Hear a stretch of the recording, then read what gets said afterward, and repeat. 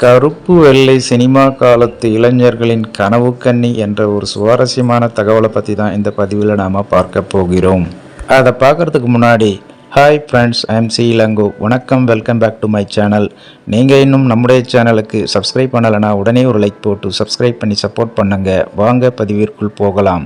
கருப்பு வெள்ளை திரைப்பட கால இளைஞர்களின் கனவு கன்னி, பொறுப்புமிக்க கதாபாத்திரங்களின் பொருத்தமான கதாநாயகி, நடிப்புலகின் வானத்தில் ஒளிர்ந்த ஒரு தாரகை, மடிமீது தலை வைத்து இருவரும் படுக்க முடியுமா என்ற விடையில்லா கேள்விகளை விதைத்த மோகன நடிகை, கடைக்கோடி ரசிகர்களை கவர்ந்தவர் தேவிகா. உண்மையிலேயே ஒரு நடிப்பு சுமை தாங்கிதான் நடிகை தேவிகா. இயக்குனர் ஸ்ரீதரின் நம்பிக்கையை பெற்ற நட்சத்திரங்களில் ஒருவர் தேவிகா.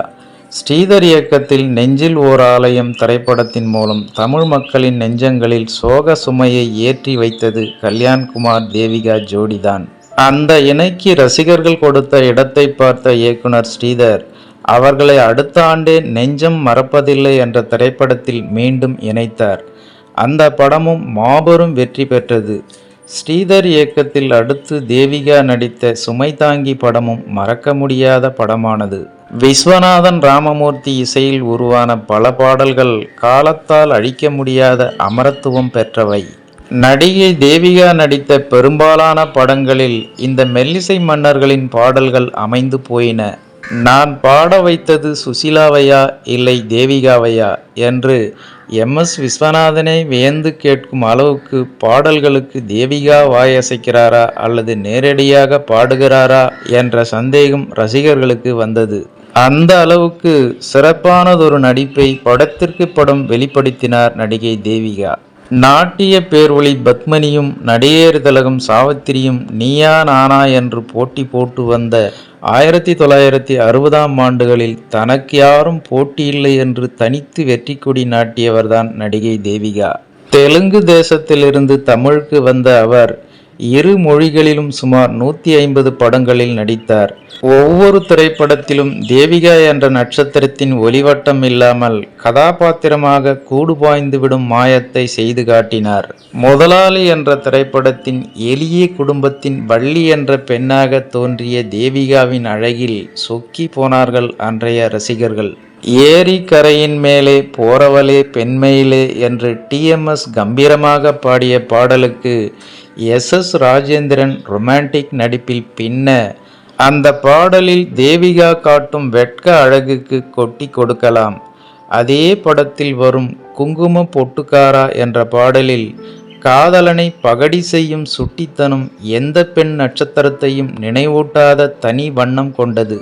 சொன்னது நீதானா, சொல் சொல் சொல் என் உயிரே, கங்கைக்கரை தோட்டம், கன்னி பெண்கள் கூட்டம், நெஞ்சம் மறப்பதில்லை, அமைதியான நதியினிலே, அலையே வா அருகே வா, பாலிருக்கும் பழமிருக்கும், கண்கள் எங்கே நெஞ்சமும் எங்கே, இரவும் நிலவும் வளரட்டுமே, நினைக்கத் தெரிந்த மனமே உனக்கு மறக்கத் தெரியாதா, சிட்டுக்குருவி சிட்டுக்குருவி செய்தி தெரியுமா போன்ற பாடல்களுக்கு அவர் காட்டும் முகநடிப்பில் சொக்கி போகாத ரசிகர்களே இருக்க முடியாது.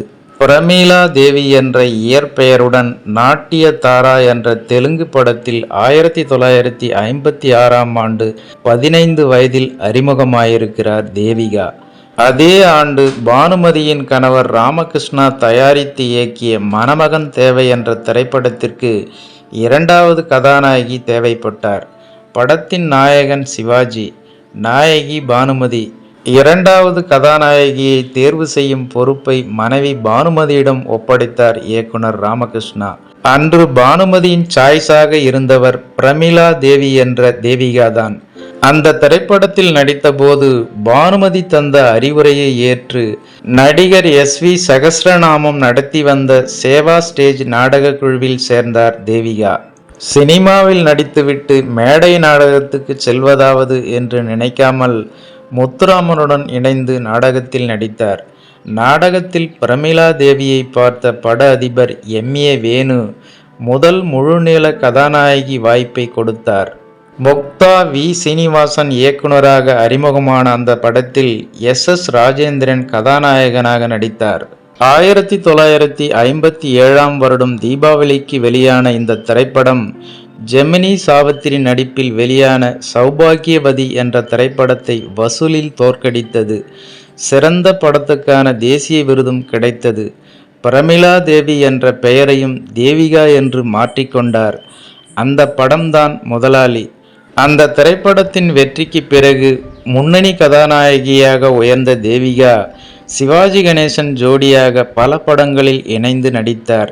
பாவ மன்னிப்பு, பந்த பாசம், அன்னை இல்லம், குலமகள் ராதை, ஆண்டவன் கட்டளை, சாந்தி, நீலவானம், கர்ணன் ஆகிய படங்களை குறிப்பிட்டு சொல்லலாம். நீலவானம் படத்தில் அன்று தேவிகாவின் நடிப்பை புகழாத பத்திரிகைகளே இல்லை என்று சொல்லலாம். கர்ணன் என்ற திரைப்படத்தில் கர்ணன் குருஷேத்திர போர்க்களத்துக்கு புறப்படும் காட்சியில் மஞ்சள் நிற பட்டாடையில் நீராடிய கூந்தலை தலையவிட்டபடி தேவிகா வரும் அழகே தனி. ஆனால் அந்த காட்சியில் தேவிகா காட்டும் தவிப்பு இன்று பார்த்தாலும் பதற வைக்கும். நடிகர் திலகம் சிவாஜி கணேசனோடு மட்டுமல்லாமல் ஜெமினி கணேசன், எஸ் ராஜேந்திரன் உள்ளிட்ட அன்றைய முன்னணி கதாநாயகர்கள் பலருடனும் இணைந்து நடித்த தேவிகா எம்ஜிஆருடன் ஆனந்த ஜோதி என்ற ஒரே திரைப்படத்தில் நடித்திருந்தார். அந்த திரைப்படத்தில் குழந்தை நட்சத்திரமாக கமலஹாசனும் நடித்திருந்தார். இயக்குனர் பீம்சிங்கிடம் உதவி இயக்குனராக பணியாற்றிய தேவதாசுக்கும் தேவிகாவுக்கும் காதல் பிறந்தது. 1972ஆம் ஆண்டு வாழ்விலும் இணைந்தது இந்த ஜோடி. தேவதாஸ் தேவிகா தம்பதியின் ஒரே மகள்தான் நடிகை கனகா. தனது கணவரை இயக்குனர் ஆக்குவதற்காக வெகுளி பெண் என்ற திரைப்படத்தை சொந்தமாக தயாரித்தார் நடிகை தேவிகா. அம்மா கதாபாத்திரங்களில் நடிக்க நடிகை தேவிகாவுக்கு வாய்ப்புகள் வந்து கொண்டே இருந்தன.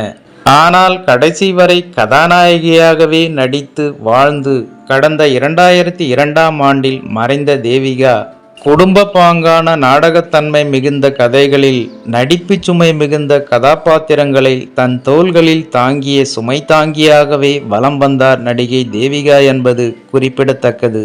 ஓகே ஃப்ரெண்ட்ஸ், கருப்பு வெள்ளை சினிமா கால இளைஞர்களின் கனவு கன்னியாக திகழ்ந்த பழம்பெரும் நடிகை தேவிகாவின் இந்த ஒரு சுவாரஸ்யமான தகவலை பற்றி நீங்கள் என்ன நினைக்கிறீர்கள் என்ற உங்களோட கருத்துக்களை மறக்காம கமெண்ட்ல பதிவிடுங்க. மேலும் இது போன்ற வேறொரு சுவாரஸ்யமான தகவலுடன் சந்திக்கலாம். அதுவரை உங்களிடமிருந்து விடைபெறுவது I M C Elango. Thanks for வாட்சிங். See you later. Bye bye.